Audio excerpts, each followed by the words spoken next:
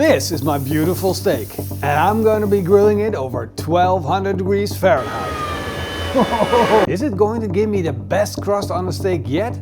Let's find out. Wow, insane. Big thanks to Kamado Joe for sponsoring this episode. My favorite method of grilling steaks is the reverse sear method. And in that method, first I'm going to cook the steak, slowly smoking it to a core temperature of 52-54 degrees Celsius. Of course, let it rest. And then finally sear it off on the barbecue to get that epic crust on our steak. Of course, grilling the steaks gives it that magical maillard effect. The crispy exterior that we all love so much. But there's never been too much exploration into how far we can take it building up that crust. Now of course here we have a barbecue that can reach epic temperatures. So why not try to grill our steaks at a temperature of 1200 degrees Fahrenheit. I'll be cutting the steak that I'm going to use out of this strip loin. This is a strip loin from a crossbreed between Black Angus and Holstein cows, giving it its beautiful intramuscular fat while keeping some of its size. Now, of course, I want some decent sized steaks, so I'm going to use mine 3 fingers thick. And that is well beyond just flipping the steak around and hoping it works out. Look at how beautiful this thing is. To prepare the steak, I'm going to season it with just a little bit of salt. I'm going to do this 4 hours ahead of time. You see, I did an experiment to test and see what the perfect timing is to season your steak with just salt. And the reason that you don't want to season your steak the day before, for instance, is because you're then dry brining your steak, altering the flavors from a steak to basically beef ham. Now, we definitely don't want to mess around with a good steak like this. So 4 hours ahead of time is the sweet spot. Just enough time for the salt to draw into the steak at the surface, which is going to help with developing of the crust, and still not too much time to destroy the flavor profile of the steak. Let's open it up, put in some charcoal, a couple of fire starters, and once the charcoal is lit, add in a little chunk of smoke wood, the heat deflectors in, grill grates in, and now I have my indirect setup.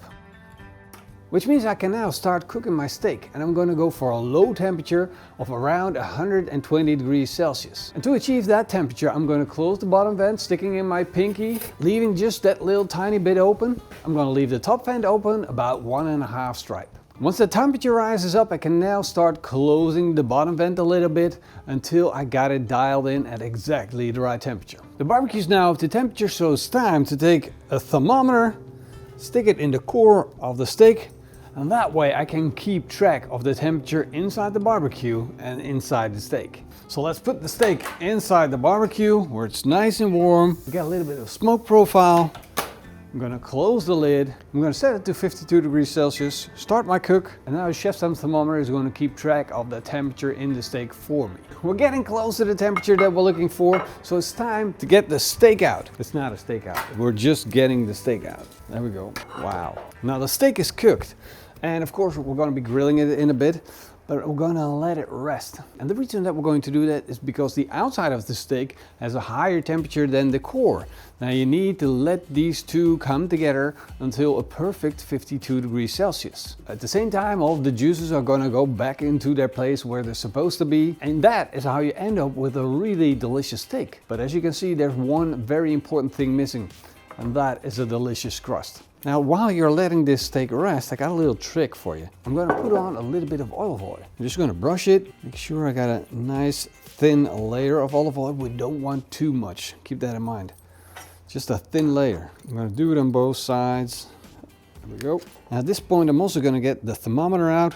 And then it's time to turn this barbecue into a rocket engine. I have to say that the ceramics will easily withstand that, but it does become a little bit dangerous, so be careful. Don't destroy your barbecue and don't destroy your face. Step 1, taking out the grill grates and the heat deflectors. As you can see, we've got a nice glowing bed of embers at the bottom, but I'm going to add a little bit more charcoal to it, just to make sure we get enough power.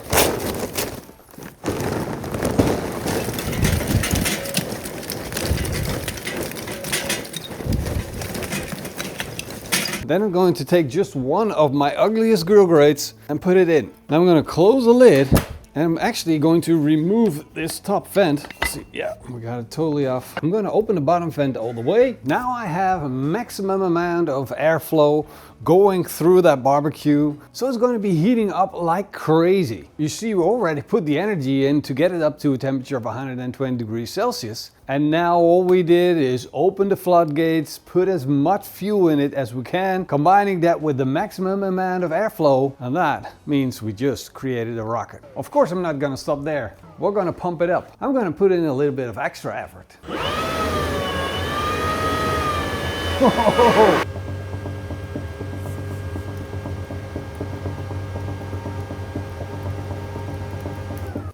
Let's brush off some of the ashes. Did I already mention the big disclaimer? Don't do this at home. It's stupid. It's going to break everything and you might get burned. All right, now I'm going to open up this grill. But before I do, I'm just going to burp it a little bit. Give it a little bit of air so we don't have a flash over a fire with uncombusted air. Well, look at that.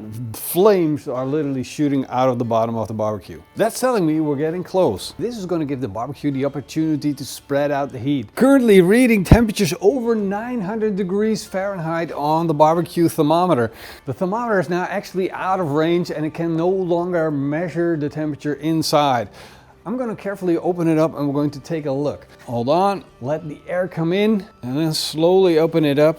Being careful all the way. Now look at those flames, insane. This is going to be really hot on our steaks. And the question is, are we going to get the most amazing sear on the steak? Or is it just going to incinerate the steak and we're going to screw up the whole thing? Well, we're about to find out as we're slowly approaching that 1200 degrees Fahrenheit. For good measure, I'm going to measure the outside of the ceramic and that is only 163 degrees Celsius, which is still crazy hot, but just think about the insulation value that the ceramic has, keeping all the heat inside like a furnace. Let me see if I can have the thermometer actually read. It says hi.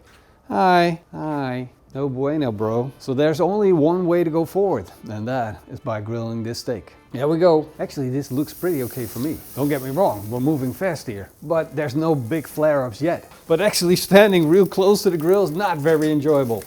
Let's see what this is doing. Wow, we got beautiful sear marks. You can actually see the bubbling of the heat, and that's the fat frying on the outside of the steak. In return, that is going to give us that maillard effect that we're looking for. Wow. Look at that. I don't want to take it to the point where we get the crust so dark that it's actually looking burned. But with only 10 to 15 seconds and then doing a diagonal cross on it, another 10 to 15 seconds, we're getting a sear in 30 seconds on this steak. And that is so fast that it could never heat up the steak on the inside, keeping the cuisson absolutely perfect. Wow. That is so beautiful. You just gotta love that. Of course, I'm gonna take it off when the crust is absolutely perfect on both sides. I'm going to put it on my cutting board, close the lid of the barbecue as fast as possible. Don't wait around for that. And at the same time, I'm going to close the bottom fan to almost all the way closed. We want to keep a little bit of airflow, but we want to cool the grill down just a little bit. Time to slice open the steak and take a look on the inside. This is probably the prettiest steak I've cooked in a long time. Slice, another slice. Perfection. Juicy, tender, and a beautiful crust. Well, high temperatures and the way to go without the flare-ups, absolutely insane. I hope you guys really enjoyed cooking steaks at 1200 degrees Fahrenheit with me, because I had a blast and a beautiful steak to end up with. See you guys in the next video. Until then, eet smakelijk and keep on grilling. Cheers.